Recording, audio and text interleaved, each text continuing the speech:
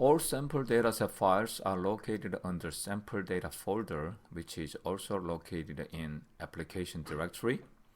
There are three types of sample data, from active survey and passive survey and active-passive combined surveys. Active and passive sample datasets are numerical synthetic data created by using the seismic modeling algorithm, which is also part of this software.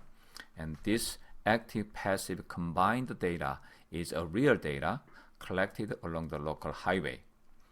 And all of these sample data sets are already in PS format without source receiver setup.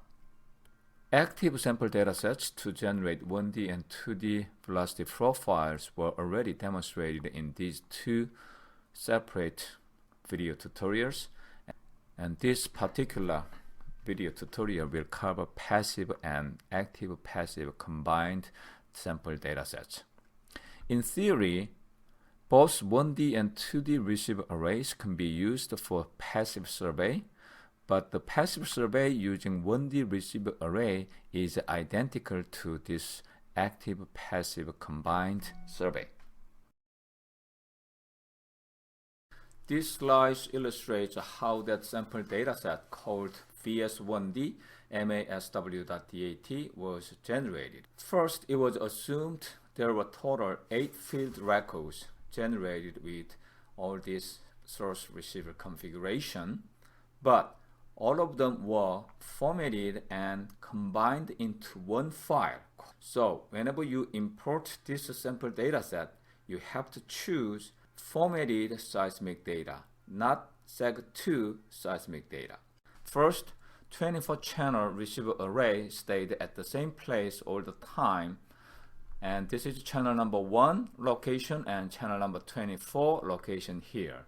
And there were total 4 different source offsets were used on this side, which is a forward shot because this is the channel number 1 location. And then another 4 different source offsets were assumed on the other side, which is reverse side of the receiver array.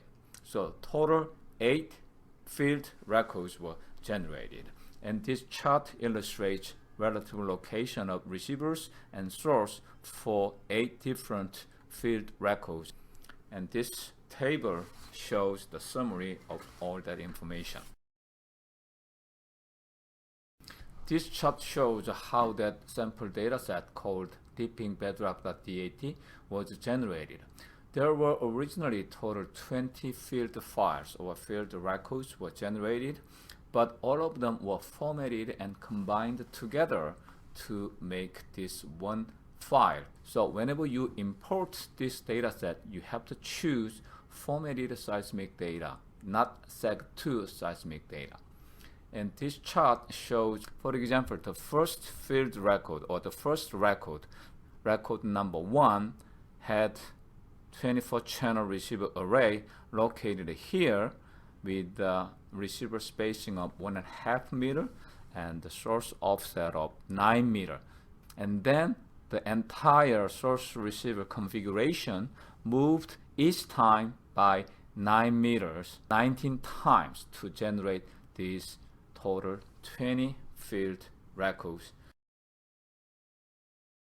These diagrams illustrate how those passive sample datasets were created through seismic modeling algorithm. These 4 sample datasets were created by using 4 different types of 2-dimensional receiver arrays, and these yellow arrows indicate incoming direction of modeled surface waves, and each asterisk mark indicates the location of that source point. So each dataset contains 4 instances of surface wave generation, and each successive generations were apart by approximately 2 seconds.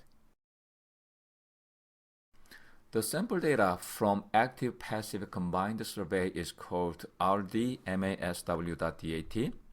It is a real dataset collected along the local highway, and this type of MASW survey is sometimes called roadside MASW survey. And the data contains Total 18 records of 24-channel acquisition collected through conventional roll-along acquisition that used the 10-pound sledgehammer as an active source. So it was basically an active survey to generate two-dimensional velocity cross-section at the end, but the only difference was it adopted a long recording time of 120 seconds. So the recording was triggered by this active source of 10-pound sledgehammer, but it continued for much longer time than normally used in active survey so that it can capture ambient vibrations, which basically consist of passive surface waves. In that sense, this is called active-passive combined survey.